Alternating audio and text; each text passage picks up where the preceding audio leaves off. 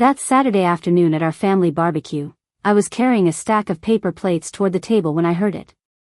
My brother Gabriel was standing near the pool with his rich friends, the ones he'd made after his business took off. He was laughing loudly, that fake laugh he'd perfected over the years. "My sister's place," he said, shaking his head in disgust. "Man, it's a complete dump. Seriously, you'd rather sleep in your car than spend one night there." Everyone around him burst out laughing like he'd told the funniest joke in the world. My hands froze. The plates suddenly felt heavy, like they weighed 1,000 pounds each. I stood there, pretending to arrange them on the picnic table, but my chest was burning with humiliation. What hurt worse, what truly broke something inside me, was when my own mother chuckled along with them. She actually laughed. My face went hot, and without saying anything to anyone, I turned and walked away slowly. My eyes filled with tears, but something else was there too. Something cold and sharp. Something that whispered a promise I didn't fully understand yet, but would come to know very well. That night, I sat alone in my small living room and told myself it didn't matter. It was just words, right? Just Gabriel being Gabriel, showing off for his new rich friends. But I couldn't stop thinking about it, replaying the moment over and over. I looked around my apartment, really looked at it. The couch I'd saved for 3 years to buy, choosing between that and fixing my car. The coffee table I'd found at a thrift store for $50 and refinished myself over many weekends. The paintings on the walls that I'd picked out slowly, one by one, as I could afford them. Every single thing in this room represented sacrifice and hard work. Long shifts at the hospital working as a nurse. Skipped lunches to save money. Worn-out shoes that I kept gluing together instead of replacing. Then I remembered something from years ago that suddenly made sense. Gabriel had refused to lend me $5,000 when my car broke down and I was desperate. He'd called me financially irresponsible and bad with money. I was working double shifts as a nurse and barely keeping my head above water, but sure, I was the irresponsible one. That night, I made a decision that surprised me. I found his contact in my phone and deleted it without hesitation. As I did, I whispered to myself, "You're going to need me before I ever need you again." Over the next few months, I couldn't escape seeing Gabriel's perfect life splashed all over social media. He posted constantly, expensive vacations in places I'd never been, a brand new luxury car that he'd bought just to show it off and brag about, photos of his big suburban house with the manicured lawn and the swimming pool. Our parents talked about him constantly at every family dinner.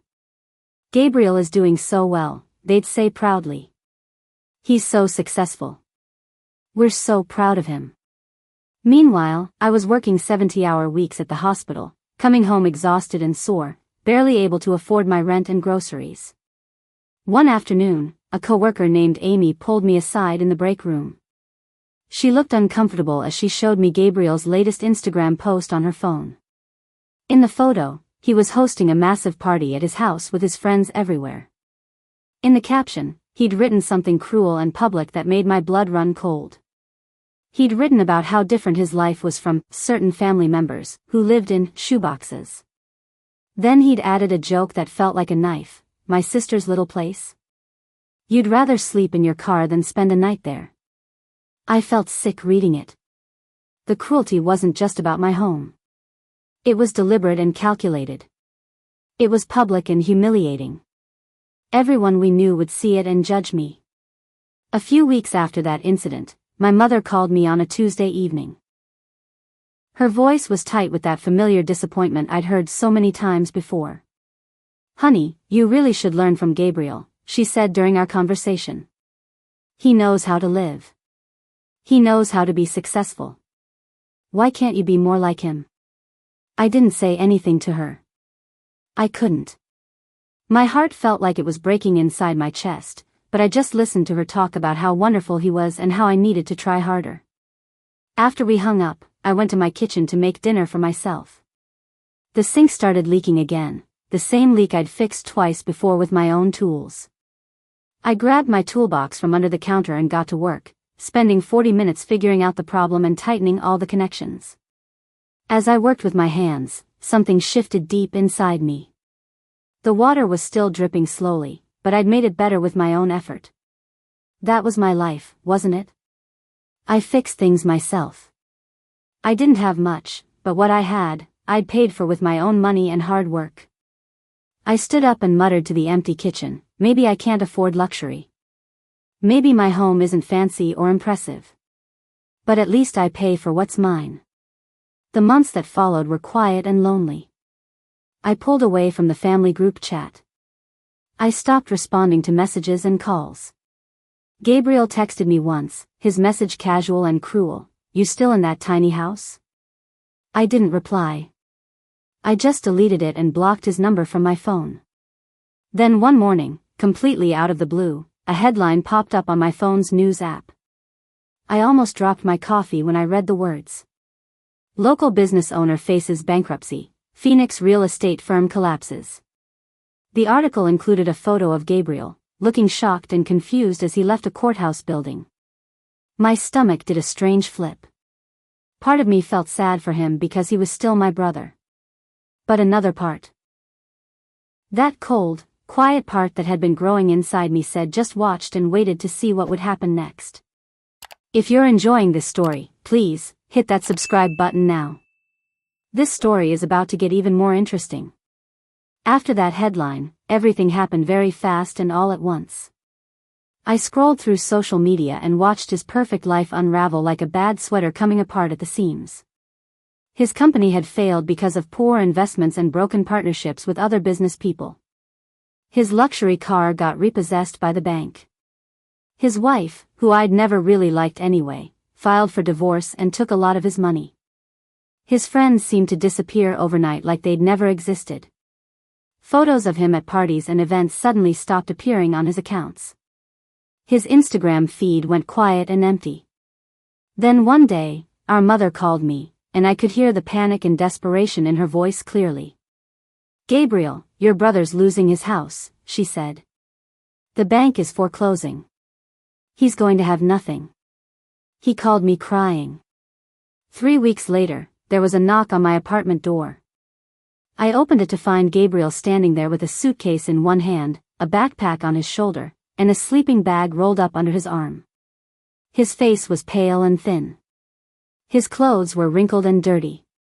He looked like a completely different person from the confident man who'd mocked me at the barbecue just months ago. "Can I crash here?" he asked quietly, his voice small and broken. "Just for a week or two. Just until I get back on my feet and figure things out." I looked at him for what felt like a long time. I thought about the pool party and his rich friends. I thought about the Instagram post and the comments. I thought about my mother laughing along with his jokes about my home. Then I opened the door wider. "1 week," I said firmly. "That's it." That first week together, Gabriel acted like nothing had happened between us over the years. He left dirty dishes everywhere in my kitchen without washing them. He criticized my old couch, saying it was uncomfortable and ugly and outdated. He'd take hour-long showers and hog the bathroom for extended periods. I tried to be patient because he was clearly suffering and had lost everything, but my patience was running very thin. One morning, I overheard him on the phone with one of his remaining friends from work. "Yeah, man," he was saying quietly, "I'm stuck here for a bit. Her place is still tiny, you know. It's nothing special. But it's temporary, thank God." I stood in the hallway listening to him, and I felt something hard settle inside my chest like a stone. He still didn't get it. He was living in my home completely dependent on my generosity and kindness, and he was still looking down on it. Still looking down on me. I made a decision that day that changed everything. I printed out a detailed list of house rules: clean up after yourself immediately, buy groceries when you eat them, respect my space and my things, be quiet after 10 at night, no guests without permission. I taped it to the refrigerator where he'd see it every day. When Gabriel came out of the bedroom and saw it, he actually laughed out loud. "What is this?" he asked, shaking his head like I was being completely ridiculous and unreasonable. I looked him straight in the eyes. "House rules," I said calmly and firmly. "You're living here rent-free right now, Gabriel. Don't test me on this. His expression changed immediately. Something flickered across his face, maybe shame, maybe anger, maybe both. He muttered something rude under his breath about it being temporary, but from that moment on, things between us started to shift and change. The days turned into weeks, and Gabriel was still on my couch with no sign of leaving. He claimed he was actively looking for work and that he had several promising leads in the pipeline. But I knew better than to believe him. I found him most afternoons sitting on my couch playing video games for hours on end, surrounded by empty snack bags and soda cans. One day, my friend Keisha, who works in human resources at a big company, mentioned something to me in passing. "Didn't Gabriel interview at our company last month?" she asked casually. I said yes, confused about where this was going. "Well, he turned down the offer," she said, looking surprised. And apparently, he'd already turned down another job too. Something about them being beneath him and not paying enough. I just stared at her in disbelief. Gabriel was homeless, broke, and living on my couch, yet he was turning down jobs because they weren't good enough for him. The irony was almost painful to witness. I snapped one afternoon when Gabriel left a sink full of dirty dishes for the third consecutive day. I came home from a 12-hour shift at the hospital, exhausted and sore from being on my feet, and found the kitchen looking like a complete disaster zone. That's when I finally lost it completely. "You're not my guest anymore," I said, my voice shaking with emotion. "You're my roommate. Act like one."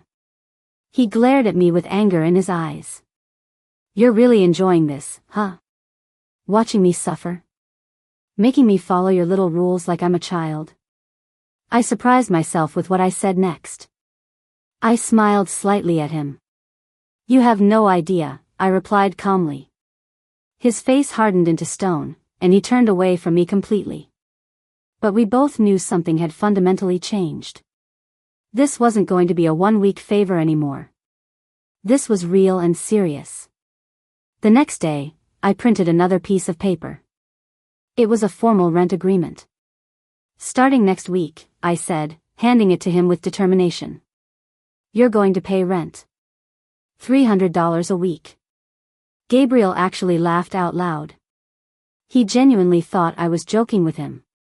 I didn't even crack a smile or show any sign of humor. "You can afford cigarettes," I said quietly and seriously. "You can afford Wi-Fi every month. You can afford rent." His face went from amused to angry in about 2 seconds flat. "You're unbelievable," he said, his voice cold and bitter. "You're charging your own brother rent when he's struggling and has lost everything?" I didn't flinch or back down. "You weren't struggling when you called my home trash," I replied. "You weren't struggling when you mocked me online." He had no comeback for that. He just walked away, shaking his head in disbelief. Predictably, our mother called me the very next day. She was furious beyond words. I could hear it in every single word she spoke to me. "How can you charge your own brother rent when he's clearly struggling and has lost everything?" she demanded through the phone. "He's family. Family helps family no matter what." I stayed calm and collected. I'd known this phone call was coming eventually. "He wasn't thinking about family when he was mocking my home in front of his rich friends," I said quietly. "He wasn't thinking about family when he refused to help me when I desperately needed it. He wasn't thinking about family when he posted about me on social media for everyone to see." There was silence on the other end of the line. Then she said, "You're being cruel," and she hung up on me. I sat there listening to the dial tone, and I realized I didn't feel guilty. Not even a little bit. The first week's rent came through, though, despite the tension. Gabriel paid it grudgingly, leaving the cash on the counter without saying a single word to me. I quietly deposited it into my account at the bank. It wasn't much money, but it felt like something important had shifted in our dynamic. For the first time since he'd arrived at my door, I felt like I had actual power in this situation. I wasn't a charity anymore. I was a landlord collecting rent from a tenant. Later that night, I went into my bedroom to grab something I'd forgotten, and I noticed his suitcase was open on my living room floor. Inside, I could see clothes carefully folded up. Then I noticed something else that made my heart race. His suitcase was half packed with clothes and things. My heart raced. He was planning to leave. Not because he'd gotten back on his feet and was grateful, but because he was just going to sneak out in the middle of the night. I sat on my bed for a long time, wondering what I'd actually do if he left like that. I didn't have to wonder for very long what would happen. The next morning, there were police and tow trucks at our apartment complex. Gabriel's car, the one he'd gotten as a replacement after his first car was repossessed, had been repossessed again. He stood on the curb watching it being towed away, his face completely blank and emotionless. I watched from my window upstairs, and for the first time in weeks, I didn't feel sorry for him. I didn't feel angry either. I just felt numb and neutral. He was stuck now. No way out. No way to sneak away in the middle of the night. He was going to have to stay and actually face the consequences of his choices and decisions. Something changed after that moment. Gabriel stopped complaining about everything. He started cleaning up without being asked or reminded. He helped me carry groceries from my car. He even fixed a leaky faucet in the bathroom that I'd been putting off for weeks. One evening, we actually sat down and talked, really talked, for the first time in many years. He asked me about my job at the hospital. He listened to stories about my patients and their struggles. For a moment, I started to think that maybe, just maybe, he was actually learning something real. Then I got a call from the credit card company. My credit card company. They were calling to confirm that I'd authorized a new card in my name. My stomach dropped completely. I hadn't. I knew exactly who had without even asking him. I confronted him immediately when he came home. "You used my name to apply for a credit card?" I asked, my voice shaking with rage and betrayal. He tried to deny it at first, but then he just got angry and defensive. "You owe me," he shouted. "I helped this family for years. You owe me for all of it." I felt something snap inside me like a breaking branch. I didn't yell back at him. I just said calmly, "Get out of my face right now." Then I went into my bedroom and closed the door firmly. I sat there in the dark for hours, and I made another decision. If he wanted to play hardball and betray my trust, I could play hardball too. The next morning, I called the credit company and canceled the card immediately. Then I filed a formal fraud report with all the details. I got copies of all the forms and kept them organized in a folder. When Gabriel came home that afternoon, I showed him what I'd done without any emotion. He panicked immediately. "You'll ruin me," he said. I was just trying to get back on my feet. I looked at him calmly and said, "You've already ruined yourself. I'm just not letting you ruin me too." He stared at me for a long moment, and then he grabbed his backpack and stormed out of the apartment angrily. I didn't know if he was coming back. Part of me hoped he wouldn't. He came back after 3 days without a word. He'd spent them sleeping in a shelter downtown, I later found out from our mother. When he walked back into my apartment, he was ashamed and exhausted from the experience. A few days after he returned, I noticed that his ex-friends were gossiping about him online. They posted about how he was broke and living off his sister. They made cruel jokes about his fall from grace and his lost money. I didn't comment on any of it publicly, but I read every single word in the comments. Part of me, the petty part, enjoyed seeing him humiliated the way I'd been. But another part of me just felt tired. He came to me one evening as I was making dinner in the kitchen. "I'm sorry," he said quietly. "I'm really sorry. Can I have another chance?" I looked at him for a long time before I answered. "You get one more chance," I said firmly. "But here are the conditions. You get a job. Any job. You pay rent on time. Every single week. You respect my home and my things. No exceptions, no excuses, no complaints." He nodded quickly, agreeing to everything without hesitation. A few days later, something happened that surprised me completely. I came home from work to find the smell of cooking coming from my kitchen. Gabriel had made dinner, nothing fancy or complicated, just pasta with a simple tomato sauce, but he'd actually made it. When we sat down to eat together, he said something that caught me off guard. "I didn't realize how hard it was for you," he said quietly. "All those years working. I just thought you were, I don't know, lazy or unmotivated or something. But you were working so hard." We talked for a while after that, and for the first time, it felt like we were actually siblings again. Then my phone rang. It was our mother. My parents arrived the next afternoon without warning. My father looked uncomfortable, but my mother came in ready for battle. She wanted to lecture me about family obligations and fairness and how I should help my own family. I stayed completely calm and prepared. I showed them my monthly bills, rent, utilities, groceries, car insurance, health insurance, my student loans from nursing school. I showed them my detailed budget, down to the penny. I showed them receipts for every dollar Gabriel had paid, and every dollar he hadn't. Then I asked them the question I'd been waiting to ask for years. When has Gabriel ever helped me? I said quietly. When has he ever given me anything or been there for me? My mother didn't have an answer. My father looked at her, then at me, and he nodded slowly. She's right, he said. It was the first time he'd ever sided with me over Gabriel. After my parents left, Gabriel actually apologized sincerely. It wasn't perfect, it was awkward and uncomfortable for both of us, but it was real and genuine. He admitted something that surprised me deeply. He said he'd always felt jealous of me. You were always content, he said. You had your little apartment, your job at the hospital that you actually cared about, your friends who loved you. You seemed happy with your life.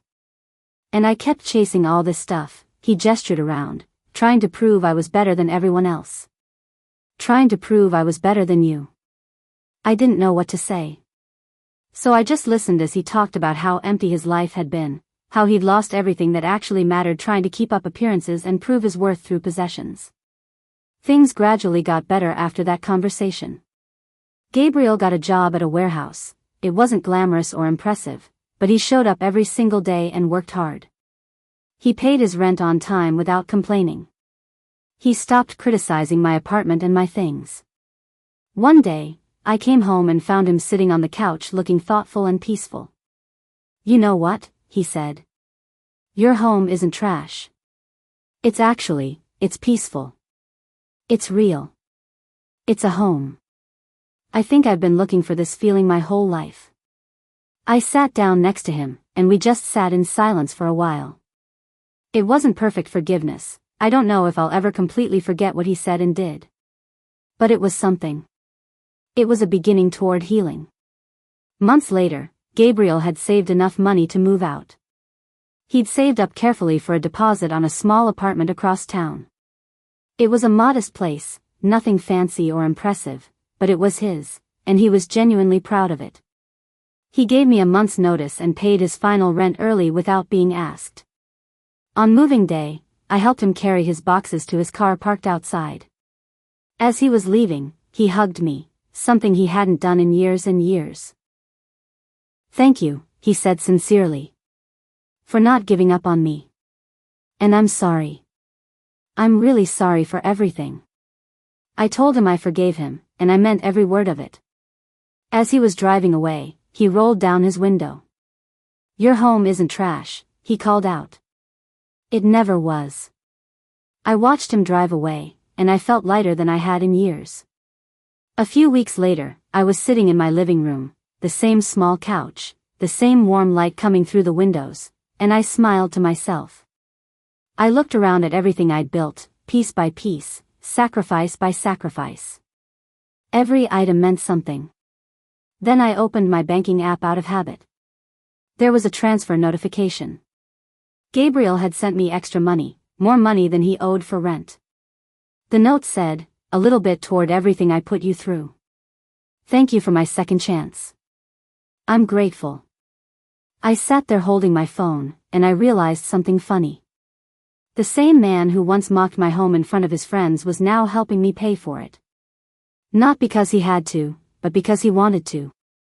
And that made all the difference in the world. Before you leave, I want to ask you something. Did Gabriel's journey to redemption touch your heart? Do you have a story about someone who treated you poorly but eventually changed and made it right? I'd love to hear it. If you're enjoying stories like this one, stories about real people, real struggles, and real growth, please hit that subscribe button.